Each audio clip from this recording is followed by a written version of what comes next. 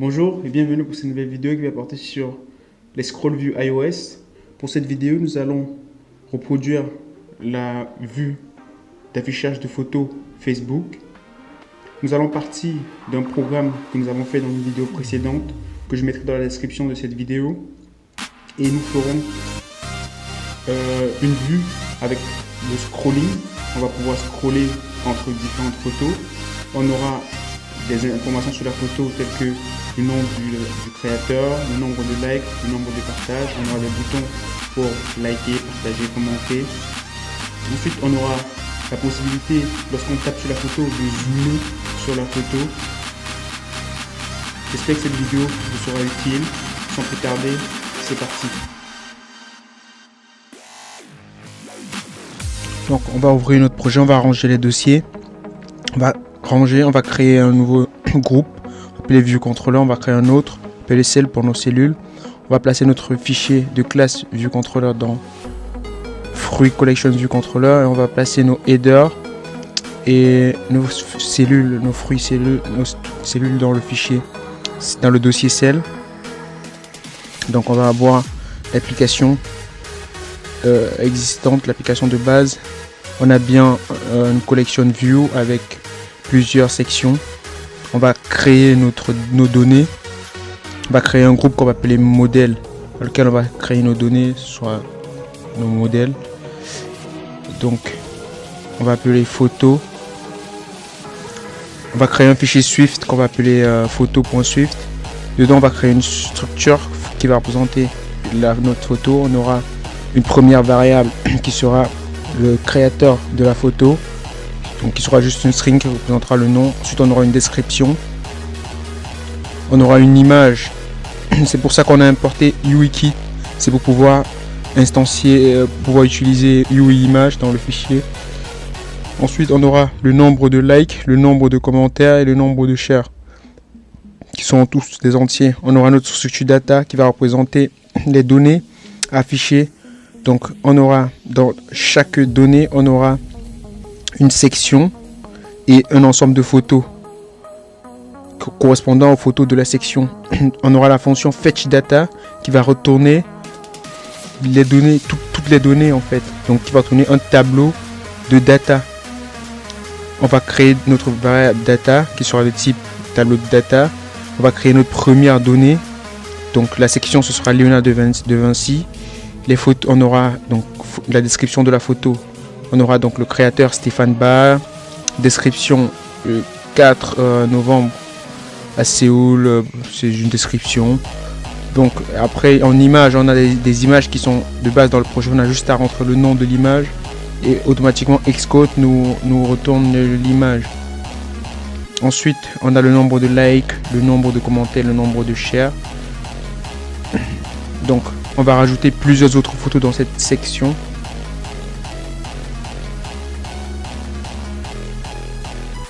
On va rajouter plusieurs photos dans la section Léonard de Vinci. On va créer une deuxième donnée qui sera Kenyon University, qui est mon université actuelle. On va créer une quatrième, une troisième, une quatrième. On va tous les rajouter dans le tableau de data.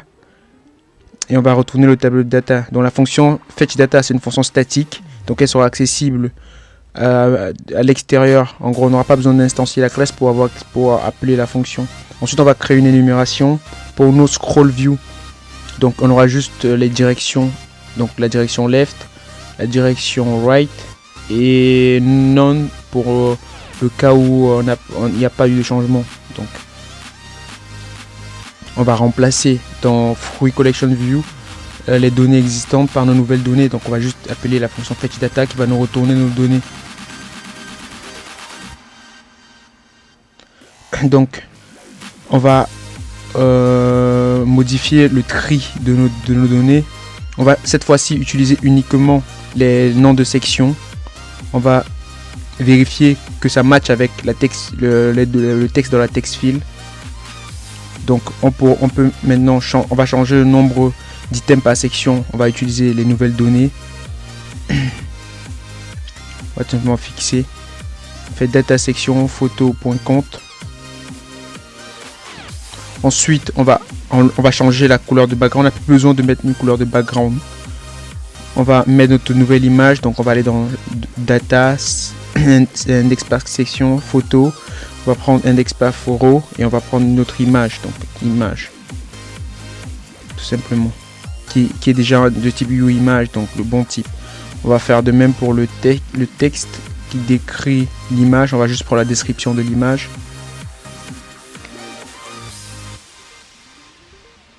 Si on compile, on voit que on a nos images qui sont là.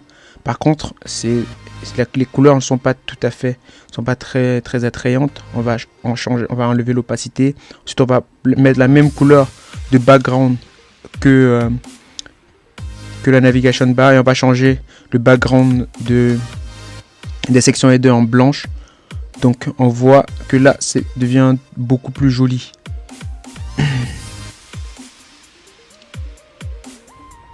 On va retourner dans le main.storyboard, on va rajouter une nouvelle vue qui sera notre scroll view en fait.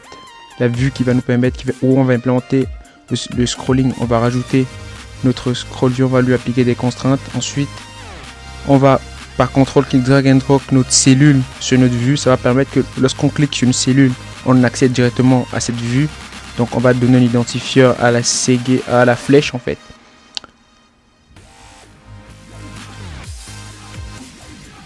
On va créer notre fichier de classe qui va hériter de UIViewController Photo Viewer pour notre vue de scroll.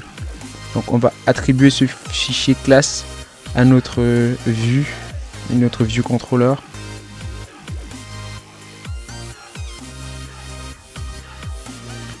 Ensuite on va contrôle clic drag and drop les éléments, la scroll view. On va créer donc les données qui vont être remplis. Ensuite on va créer notre index path pour savoir à quel endroit on se situe dans la scroll view. On va créer une variable correspondant à la section à la section actuelle, à la section courante.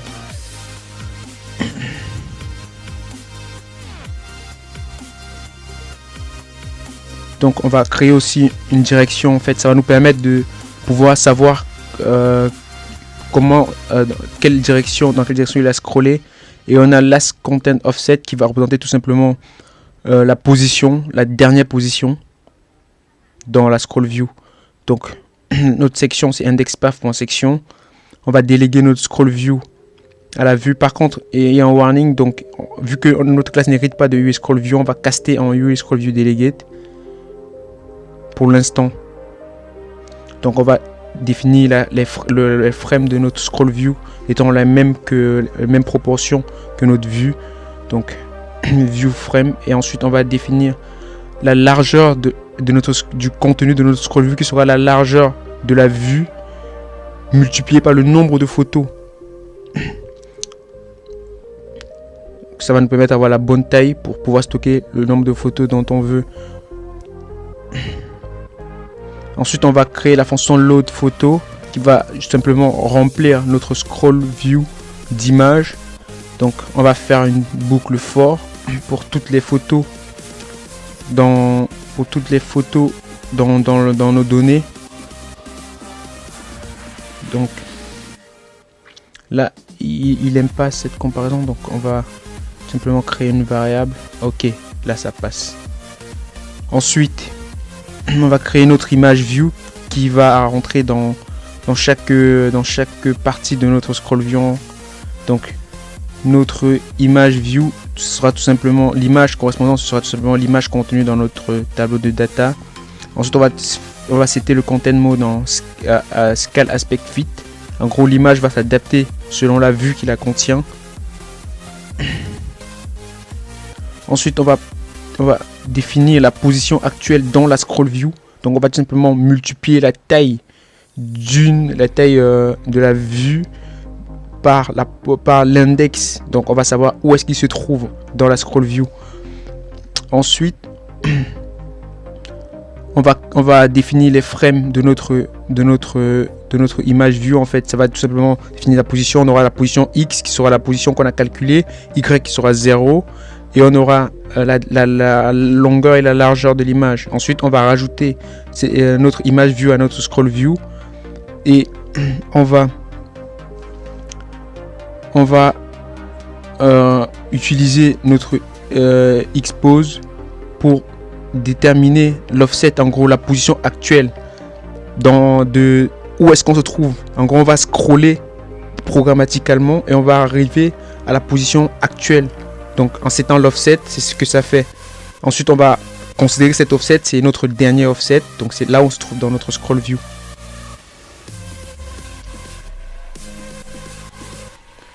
Bon, on va prendre notre fichier qu'on va mettre dans View Controller parce que c'est un fichier de View Controller, Photo Viewer. On va override la fonction prépare. En gros, cette fonction va nous permettre, lorsque on clique sur une cellule, elle va être appelée et on va instancier la cellule correspondante, la cellule sur laquelle on a cliqué. Ensuite, on va récupérer l'index de la cellule, en gros sa position. Donc ensuite on peut savoir la destination. En gros, dans la SEG on a la destination, on va la caster en photo viewer, donc ça sera du coup notre view controller. On va fixer, il faut faire if let, ok, c'est bon. Donc notre photo viewer index path, qui est une variable publique à l'intérieur de notre classe photo viewer, on va setter index et ensuite les données, on va prendre les données directement. Donc là, si on teste, on voit, on a bien nos photos, on peut scroller. Par contre, il faut mettre un padding, sinon ça scroll de façon illimitée. On voit bien que notre recherche marche. On va rajouter un padding. Donc, en cliquant sur padding enable, du coup, si on teste à nouveau, on voit que maintenant le scrolling est beaucoup plus propre, beaucoup plus fluide.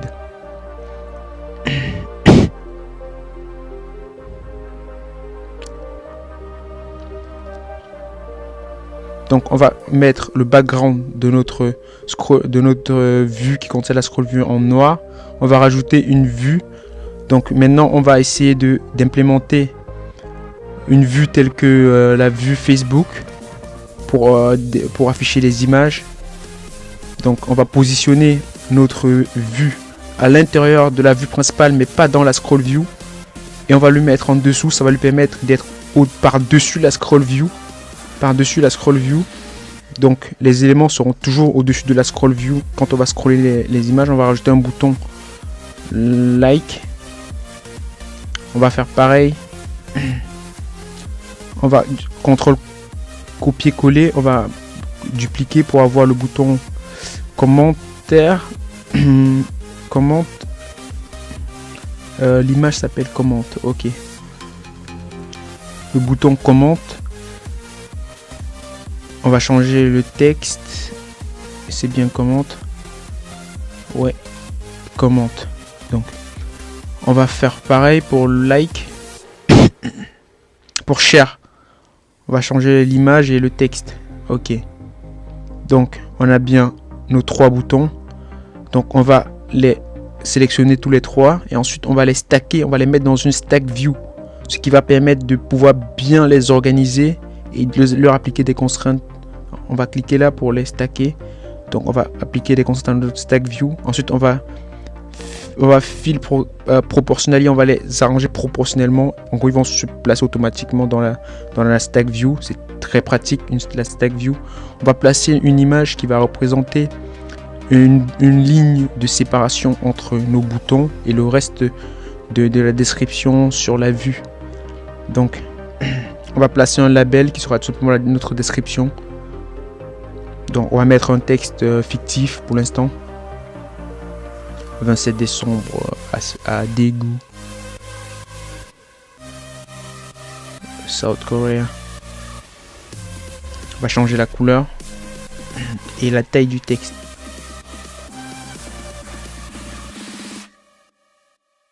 Appliquer des contraintes. Ensuite on va rajouter un autre label qui va représenter le nom de la personne qui a créé l'image. Donc pour l'instant je mets mon nom, Stéphane Ba. On va mettre en gras, on va augmenter la taille, on va appliquer des contraintes 10 sur la gauche et sur le bas. En gros la distance avec l'autre texte file, l'autre label. Donc on va essayer de changer la taille de notre vue. Ah, c'est pas bon. On va clear les contraintes parce qu'on a les contraintes doublées. Ensuite, on va réappliquer nos contraintes. Ah, pas bon non plus. Pas bon. On va tout simplement CTRL Z pour revenir en arrière.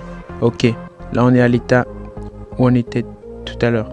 Ok, on va tout simplement fixer grâce à Xcode nos contraintes. Ok, là on est beaucoup mieux là.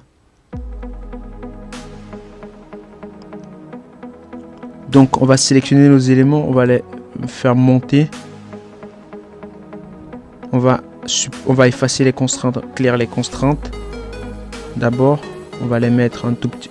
Voilà, on va bien les positionner. Ensuite, on va rajouter le nombre de likes, le nombre de commentaires, le nombre de partages. Donc pour ce faire, on va rajouter l'image pour le nombre de likes. On va fixer une taille de 20 par 20. Bien le positionner, bien la positionner. On va lui appliquer 10 sur la gauche et sur le bas. Et on va lui appliquer les contraintes de taille. Donc l'image correspondant c'est icône like. Ensuite on va rajouter le label qui va avec, qui sera tout simplement le nombre, un nombre suivi du texte like. On va mettre en blanc. Donc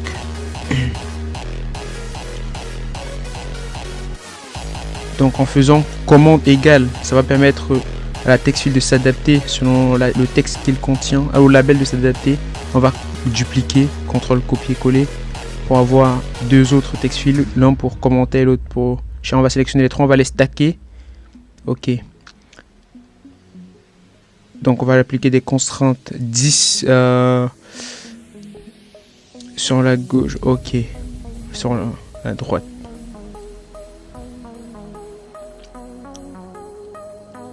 Maintenant, on va rappliquer les contraintes à nos text fields qu'on a déplacés. Parfait. À chaque fois, l'espace c'est 10 sur le bas et sur la gauche. On va rajouter un texte qui va représenter le nom de la section actuelle. Donc, on va pas le mettre dans la scroll view, on va le mettre dans la vue principale, dans la hiérarchie. Et on va lui appliquer des contraintes par rapport au haut de la vue principale. Donc, ensuite, on va le centrer horizontalement dans la... Parfait. On peut tester pour voir ce que ça donne.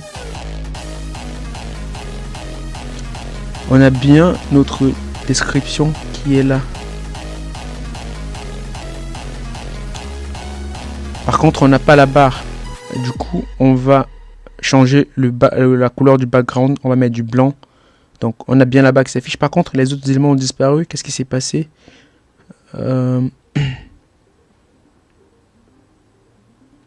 Donc, parfait. Parfait.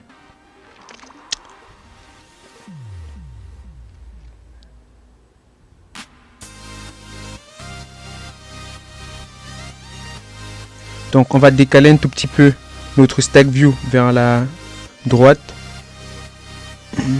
On va reculer le bouton, on va le placer 15 alors, à la place de 10 tout à l'heure. On va déplacer un tout petit peu notre stack view. On va placer à 5 par rapport à l'image et à 10 à droite. Donc là c'est bon. On va remettre les contraintes sur nos textes, sur nos labels et on est bon. Donc on va voir ce que ça donne. Parfait. Ok. On va retourner dans notre fichier de classe. On va attribuer ce fichier de classe. On va par contrôle drag and drop nos éléments. Donc on aura la section label. On va avoir le user label. On va par contrôle clic drag and drop tous les éléments like label, description, share.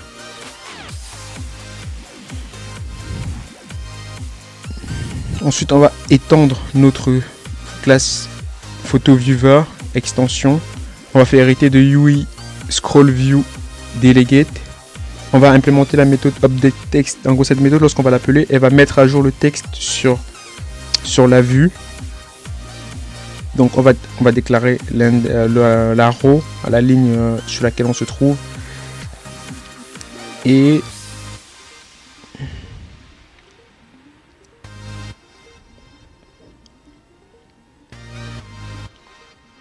on va setter nos différents textes. Section label, user label. Donc le nombre de likes, on va tout simplement prendre le nombre de likes dans le tableau de data.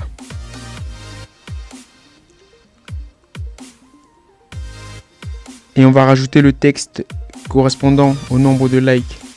Donc avec la méthode description, on va avoir la string correspondant au nombre de likes. On va caster et on va contrôle copier. On va juste appeler les bons attributs et on va mettre les bons noms. Ok. Donc on aura nombre de likes, nombre de commentaires, nombre de shares, nombre de partages. On va implémenter la fonction view scroll pour que lorsque la vue a été scrollée, on va détecter la direction dans laquelle elle a été scrollée. On va tout simplement comparer les deux offsets, les deux positions. Si la position d'avant est supérieure à la position de maintenant, c'est qu'on a scrollé vers la droite, sinon c'est qu'on a scrollé vers la gauche. Ensuite, on va implémenter la fonction qui va être appelée lorsque la vue a fini lorsqu'il a fini le scrolling, la décélération. Cette fonction est appelée. C'est dans cette fonction qu'on va mettre à jour le texte. On va tout simplement calculer la distance entre les deux offsets, entre l'ancien et la nouvelle. Si la distance est supérieure à 0, ça veut dire que il y a eu scrolling.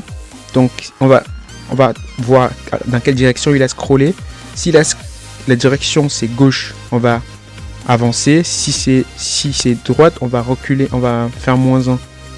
Ensuite on va mettre à jour le texte.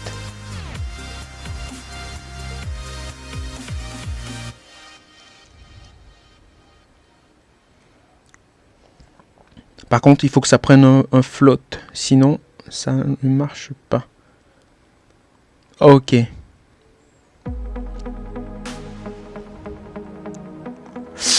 Ah, il nous manque à mettre notre last offset en fait à la position actuelle. Chaque fois, il faut mettre à jour le last offset chaque fois qu'il y a scrolling. Ok, là on est bon, plus de problème.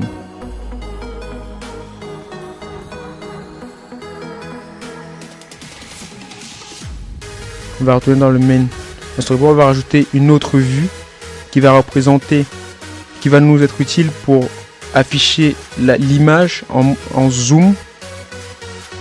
Donc on va rajouter une scroll view à l'intérieur et une image view dans la scroll view. On va la mettre dans la scroll view cette fois-ci, notre image view. Donc on va lui appliquer des contraintes.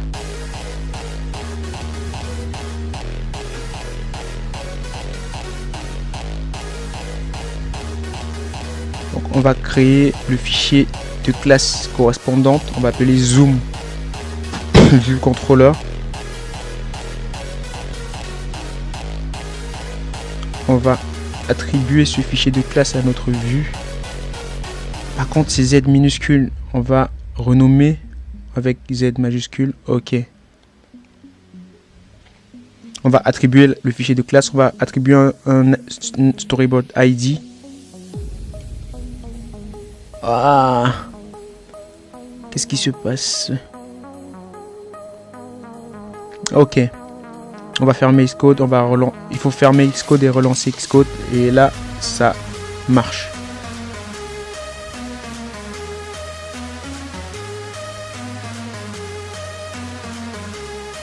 Donc on va prendre les contraintes sur notre image view. On a les contraintes vers le bas, image, on va appeler image view bottom constraint. La constante qui définit la distance entre la scroll view et l'image view vers le bas. Ensuite, on va prendre la constante sur le haut. On va prendre la constante sur la gauche et sur la droite. Donc, leading, image view leading constraint et image view trailing constraint. On va prendre les canaux 4 constraintes Ensuite, on va créer l'image qui va être mise dans la scroll view. Donc, on va juste la définir pour l'instant. Ensuite, on va déléguer notre scroll view à la vue actuelle. Ensuite, on va définir le minimum, le scale minimum pour le zoom à 1 et le scale maximum à 10. Donc, on pourra zoomer 10 fois.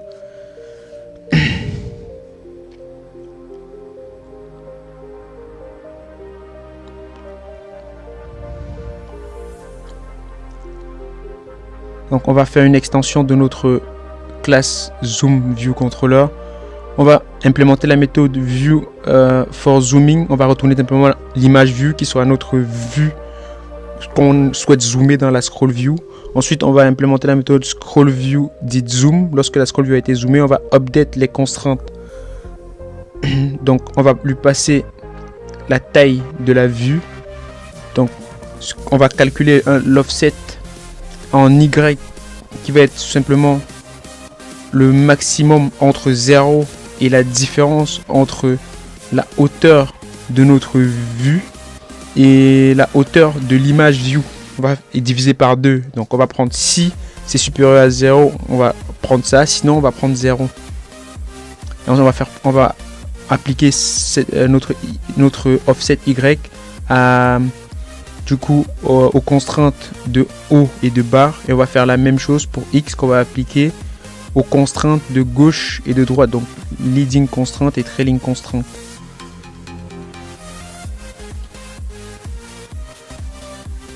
Ensuite on va mettre à jour nos contraintes avec la fonction Leao if need. Donc on n'a plus besoin de caster vu qu'on hérite désormais de view de UI scroll view delegate. Ensuite on va implémenter nos gestures reconnaisseurs. Ça en gros c'est lorsqu'on tape sur l'écran, cette fonction va être appelée notre gesture reconnaisseur. Donc la fonction on va implémenter c'est handle tap. En gros c'est tout simplement un sélecteur qu'on a défini lorsqu'on a instancié notre gesture reconnaisseur, qui va prendre seulement un paramètre la gesture reconnaisseur, UI tap gesture reconnaisseur. Donc lorsque on a tapé sur la scroll view, on va instancier notre zoom view. En gros on va la faire apparaître la zoom view on tape sur l'écran. Donc on va simplement l'instancier à partir du storyboard. On va la rajouter comme étant dans la hiérarchie des vues. Ensuite on va lui appliquer à la vue de notre view controller zoom view une frame qui va être la même chose que la vue actuelle. En gros elle va tout simplement se passer par dessus, et on va lui appliquer on va lui setter son image view. On va rajouter son image, sa vue comme étant une sub-view de la vue actuelle, et on va l'afficher tout simplement avec la fonction did move. On va se déplacer à l'intérieur. On va aller dans Zoom View Controller, on va faire la même chose. On va rajouter un tab gesture reconnaisseur. Donc la fonction qui va être appelée, c'est cette fonction handle tap qu'on va implémenter tout de suite, tout à l'heure. Donc ça va permettre lorsqu'on tape de revenir à la vue précédente. Donc il ne faut pas oublier de setter is user interaction enable à true.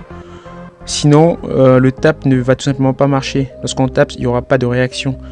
Donc on va implémenter pour Zoom View Controller la fonction handle tap. On aurait pu l'appeler autrement. J'ai juste décidé d'utiliser le même nom pour les deux classes.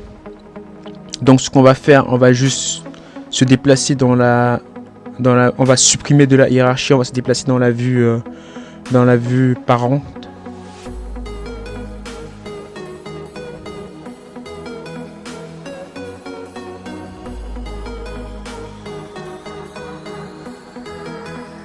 Ok, donc si on teste,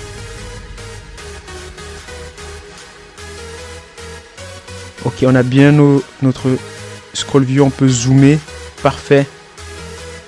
Lorsqu'on tape, on a la vue qui apparaît, on peut zoomer. Lorsqu'on tape, on revient bien à l'autre vue. Parfait. on voit bien que la recherche fonctionne. Si on cherche War, on voit que War Museum s'est mis en premier. On cherche Kémion, on voit que désormais c'est Kémion qui s'est mis en premier. Et on peut zoomer. Lorsqu'on tape, on revient bien en arrière. Cette vidéo arrive à sa fin. J'espère qu'elle vous a été utile. Si c'est le cas, n'hésitez pas de partager la vidéo, un max de partage et d'aimer la vidéo. Abonnez-vous à la chaîne pour recevoir les notifications lorsque je fais de nouvelles vidéos.